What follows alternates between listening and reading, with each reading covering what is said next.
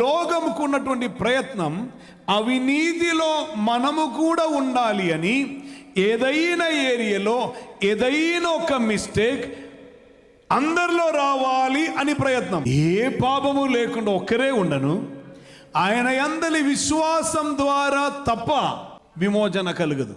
A believer, a person who says, who has faith, ఆ వ్యక్తి చేస్తున్న కార్యం మై ఫెయిత్.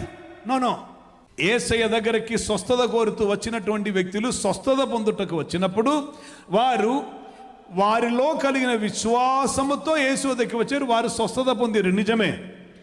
ఆ విశ్వాసం స్వస్థత కొరకు, అనగా నీ విశ్వాసం, నీలో ఉన్న విశ్వాసం నీ స్వస్థత కొరకు.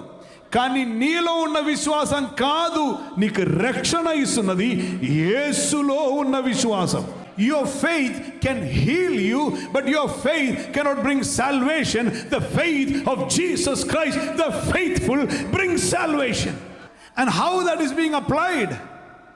You are believing that He is faithful. If you try to be faithful, I know that we all will fail one or another area. But there is only one who is faithful, and put your trust, confidence in Him, that He can sustain you, that He can deliver you, that He can bring you out of all these struggles, these trials and these troubles. He can bring you out. You cannot come by yourself. నీవు పాటిస్తున్న ఏ ధర్మమును బట్టి, ఏ నీతి క్రియలను బట్టి, ఏ రీతిలో ఉన్న ప్రవర్తనలను బట్టి నీవు నీతిమంతుడై మారుట సాధ్యం కానప్పుడు, నీతిని మాత్రం నెరవేర్చిన ప్రభువైన యేసు విశ్వాస్యత గలవారై ఉండి నమ్మదగిన వారై ఆయన ఉండినందున ఆయన యందలి విశ్వాసం. I make it clear again. He was so faithful to death. He was obedient. He was faithful. ఆయన నమ్మదగిన వారై ఉండను.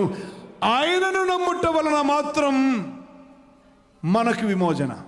Not putting faith in yourself that I am saved. No. You cannot be. నేను కొన్ని మంచి కార్యం చేసి నేను మంచి వాడినై మారుతాను అనుకుంటా, అది భ్రమ, అది సాధ్యం కాదు. నీతి క్రియలను బట్టి ఎవరునూ నీతిమంతుడై మారట్లేదు.